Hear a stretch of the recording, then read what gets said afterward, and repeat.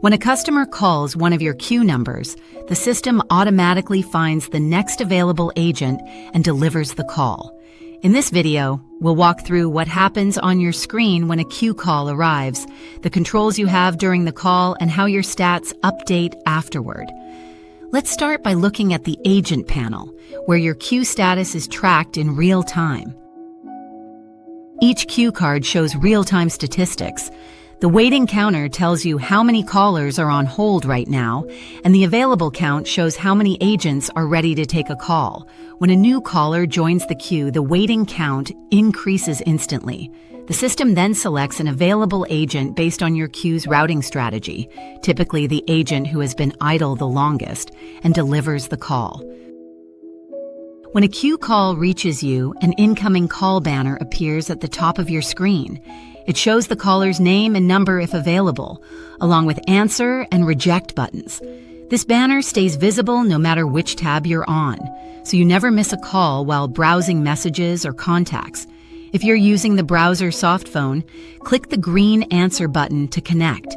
If your desk phone is registered, it rings simultaneously.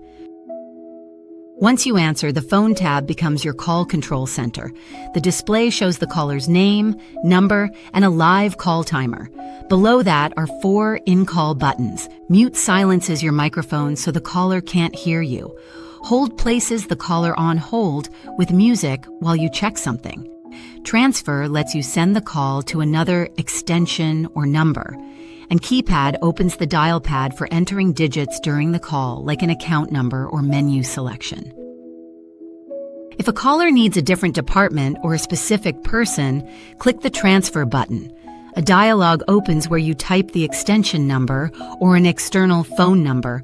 Click transfer to complete it. The call moves to the new destination and your line is freed up. The original queue tracks this as a completed call. It counts toward your handled total. You can also do a warm transfer by placing the caller on hold, calling the destination first, then transferring once they're ready. After the call ends, the system updates your queue statistics. The completed counter increments on the queue card, and your Today's Performance section reflects the new totals. You'll see calls handled go up, your talk time increases, and the average call duration recalculates.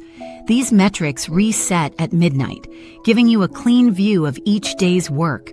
Your status automatically returns to available, and you're ready for the next call. That's the complete queue call workflow. From the moment a caller enters the queue to the incoming call banner, through your in-call controls, and finally, your updated performance stats. The system handles the routing automatically, and your agent panel keeps everything visible in real time. Next, check out the SMS queue handling video to learn about managing text message conversations from the queue.